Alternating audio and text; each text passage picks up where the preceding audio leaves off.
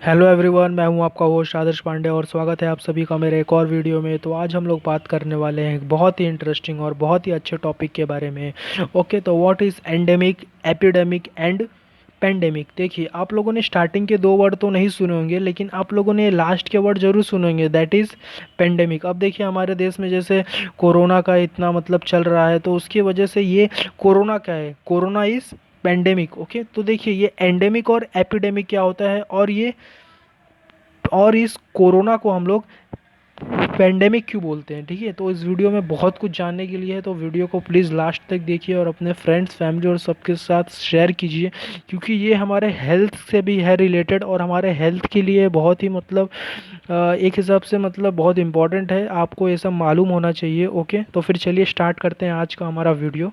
Okay, तो देखिए, सबसे पहले हम लोग बात करते हैं कि डिसीज़ क्या होता है। ठीक है, डिसीज़ मतलब होता क्या है। देखिए, a disease is a particular abnormal condition that negatively affects the structure or function of all or part of an organism and that is not due to any immediate external injury। अब देखिए, disease देखिए ऐसा होता है कि आपका कोई मतलब ऑर्गन या फिर और आपका बॉडी मतलब एबनॉर्मल कर रहा है फंक्शन, मतलब जो उसके नॉर्मल एक्टिविटीज़ थे वो उसको छोड़ के वो कुछ और ही कर रहा है फंक्शन, तो उसी सच कंडीशन को हम लोग बोलते हैं डिसीज़। अब देखिए, अगर आपको कहीं बाहर से चोट लग गया, मतलब एक्सटर्नल इंजरी आपको हुआ है, मतलब आपका हाथ टूट गया, पैर टूट गया, तो वो कोई डिसीज़ नहीं है, वो कोई डिसीज़ नहीं है, वो तो आपका एक्सीडेंट हो गया है कि नहीं, वो तो इंजरी हो गया आपको, उसको हम लोग इंजरी बोलेंगे। लेकिन डिसीज़ किसको बोलेंगे कि मतलब आपके अंदर जैसे आपका किडनी हो गया, हार्ट हो गया, अगर इसमें कुछ हो गया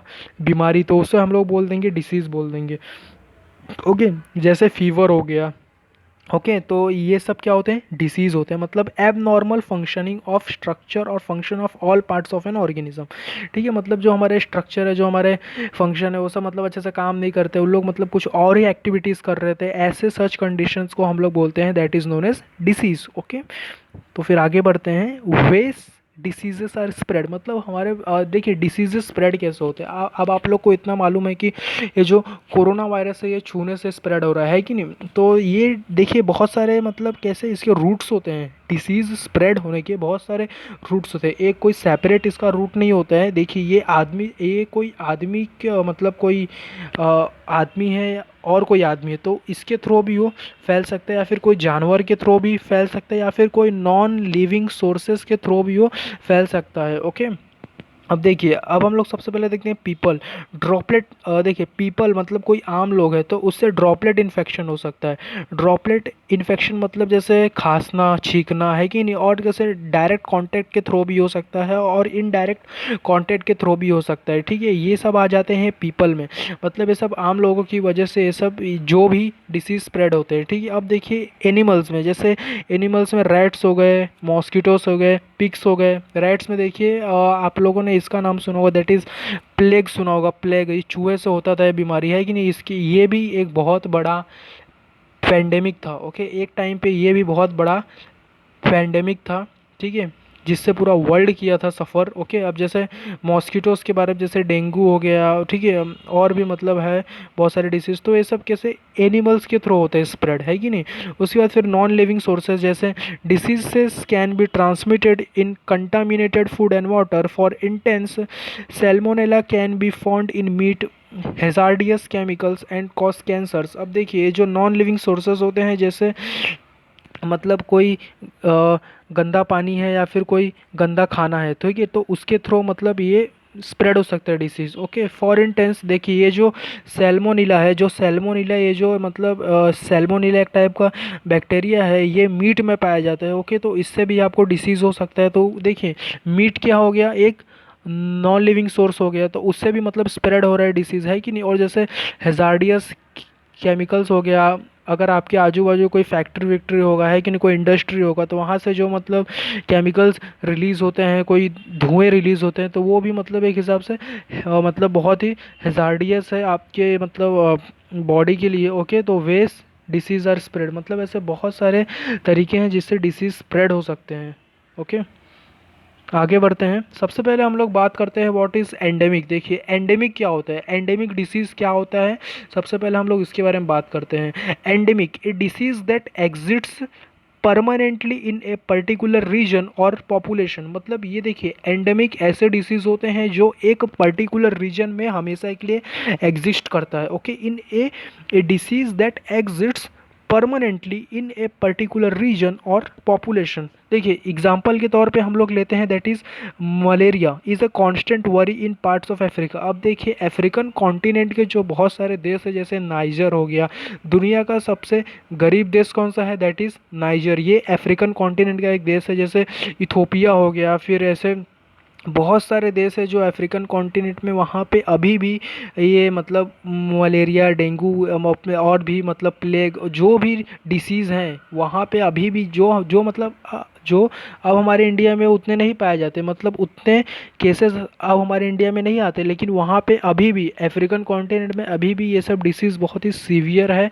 वहाँ के लोग अभी भी मतलब ये सब डिसीज़ उनको होते रहते हैं। तो मतलब बहुत सारा है, मतलब वहाँ से एग्जिस्ट नहीं होता वो डिसीज़, मतलब एग्जिट नहीं हो रहा है, वहाँ से बाहर नहीं जा रहा है डिसीज़, मतलब वो एक हिसाब से परमानेंटली एक रीजन में सेट हो चुका है कि नहीं। तो इसी को हम लोग बोलते हैं that is endemic, endemic disease. ऐसे डिसीज़ को हम लोग क्या बोलते हैं, एंडेमिक। ये जो मलेरिया जो डिसीज़ है ना, ये अफ्रीका के लोगों के लिए ये एक एंडेमिक डिसीज़ है, मतलब ये परमानेंटली एग्जिस्ट हो चुका है वहाँ पे। ओके, अब फिर फॉर एग्जांपल ले लीजिए चिकन पॉक्स लीजिए, इस classed as an endemic as it occurs at a high but predictably rate among youngsters। देखिए ये जो चिकन पॉक्स होता है ये भी कैसा है, एक हिसाब से एंडेमिक है, मतलब एग्जिस्ट करता ही है, मतलब सबको होता ही है एक एक बार, है कि नहीं, चिकन पॉक्स। तो देखिए ऐसे डिसीज जो मतलब permanently in a particular region और पॉपुलेशन एग्जिस्ट करते हैं उसको हम लोग बोलते हैं एंडेमिक डिसीज।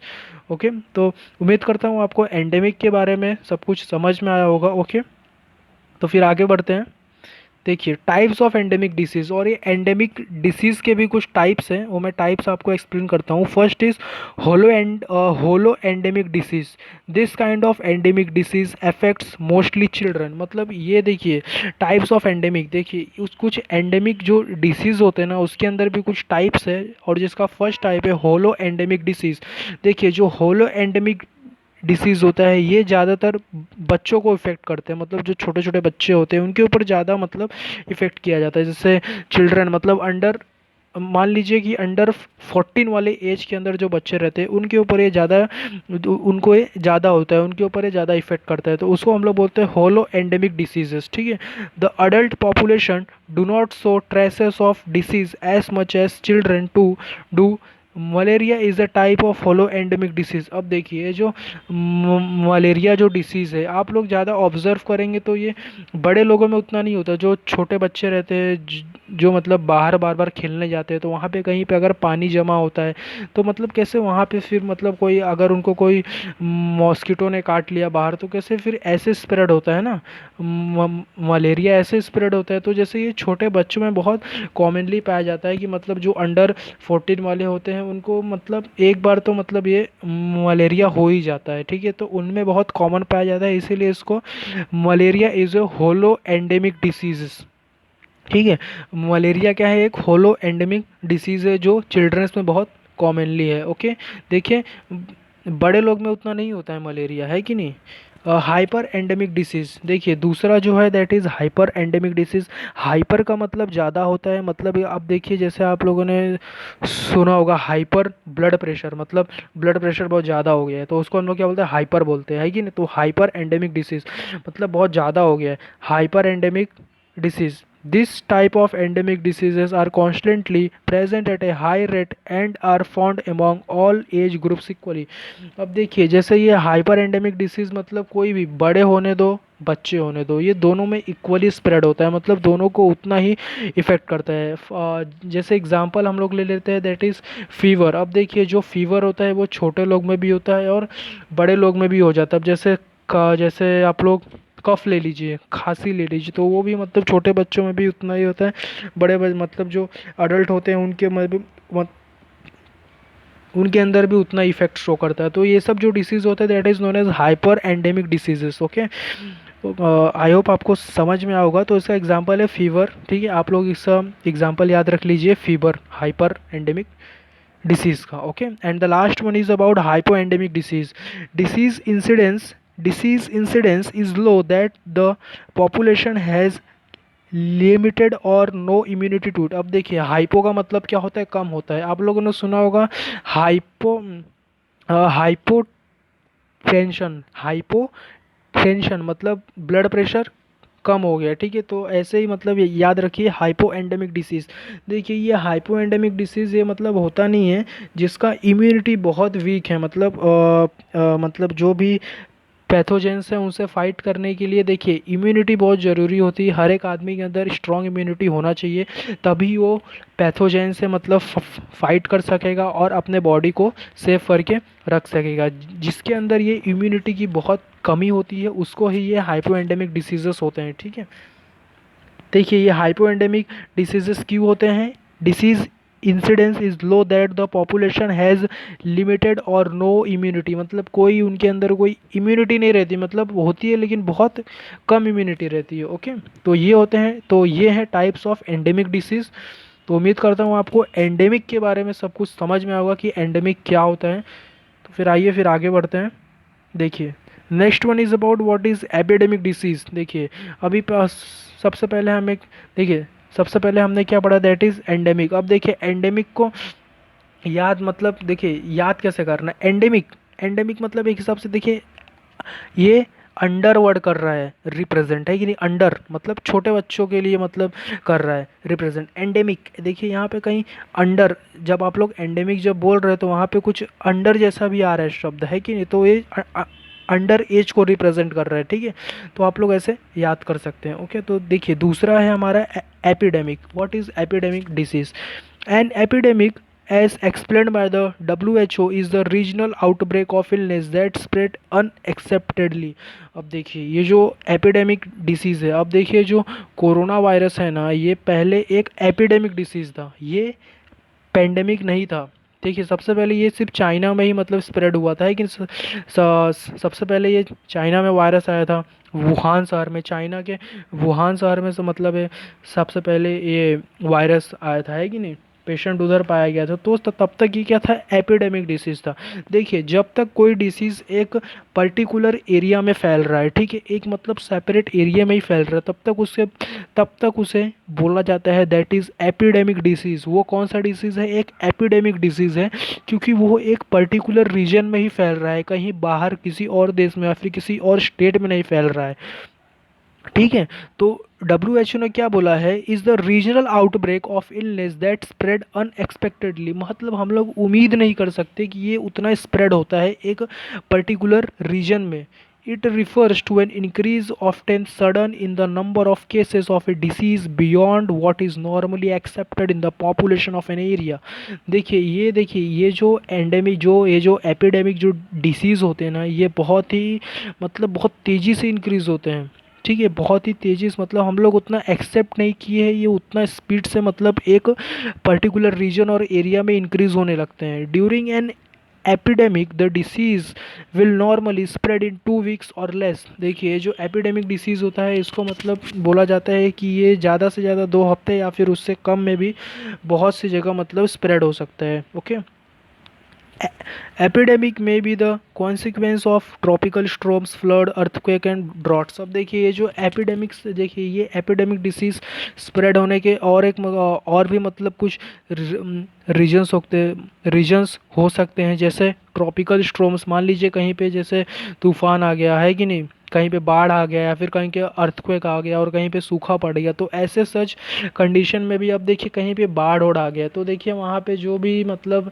वहाँ की जो भी अर्थ व्यवस्था रहती है वो पूरा मतलब कैसा एक हिसाब से डिस्ट्रॉय हो जाता है, तो उसको वापस फिर सेट करने में, और फिर वहाँ पे इतना गंदगी मतलब गंदगी हो जाता है पूरा उस एरिया में कि मतलब वहाँ पे फिर बहुत सारे डिसीज़ मतलब स्प्रेड होने लगते हैं, है कि नहीं। तो उसी को हम लोग बोलते हैं एपिडेमिक डिसीज़। देखिए एपिडेमिक डिसीज़ होने के ये भी बहुत सारे रीजंस हैं, बाढ़ आ सकता है, तूफान की वजह से हो सकता है, अर्थक्वेक और ड्रॉट्स, मतलब जब कोई रीजन में एकदम सूखा पड़ जाता है कि नहीं।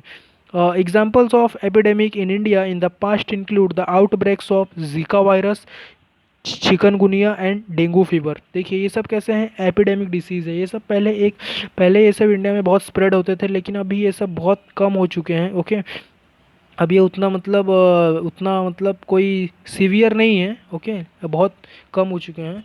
तो ये था पूरा एपिडेमिक के बारे में। तो उम्मीद करता हूँ आपको एपिडेमिक के बारे में सब कुछ समझ में आया होगा। ठीक है, तो चलिए हम लोग अपना आखिरी लास्ट टॉपिक हम लोग डिस्कस करते हैं, व्हाट इज़ पेंडेमिक। अब देखिए ये जो कोरोना वायरस था, ठीक है, जब तक कोरोना वायरस पूरा स्प्रेड नहीं हुआ था तब तक हम लोग उसको क्या बोलते थे, एपिडेमिक बोलते थे। क्या था वो, एक एपिडेमिक डिसीज़ था। ठीक है, लेकिन देखिए जब कोरोना वायरस हर जगह स्प्रेड होने लगा, इवन ऑन पूरे वर्ल्ड वाइड में मतलब स्प्रेड हो गया ये ग्लोबल।